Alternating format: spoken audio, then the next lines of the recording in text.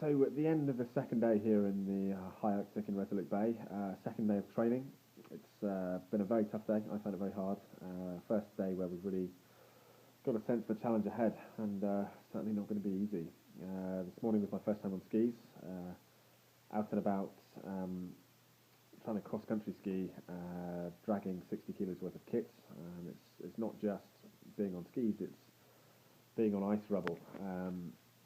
And some quite steep slopes, navigating, carrying your kit over, all sorts of, gravel and things like that, trying to make sure you avoid all of that.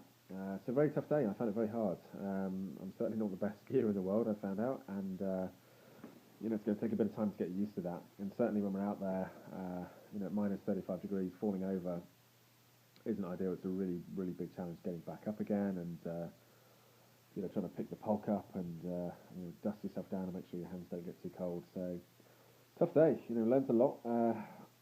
Still, very confident about it all, and hopeful I'll learn the lessons from today and day three will be a bit easier.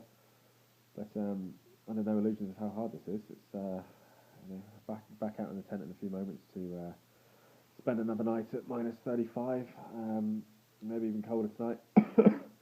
As you'll hear, I'm not sounding too great. Unfortunately, I was not feeling brilliant when I came out here, so being in this temperature and this environment isn't doing wonders for my health. But right now, generally okay.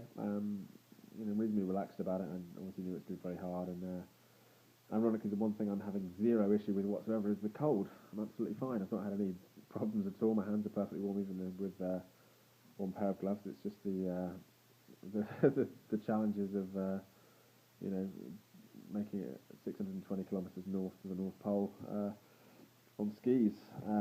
It's really tough work, but still very confident. Worst case scenario, I'm strong enough and fit enough, hopefully, to just take off with skis and just plough through the snow.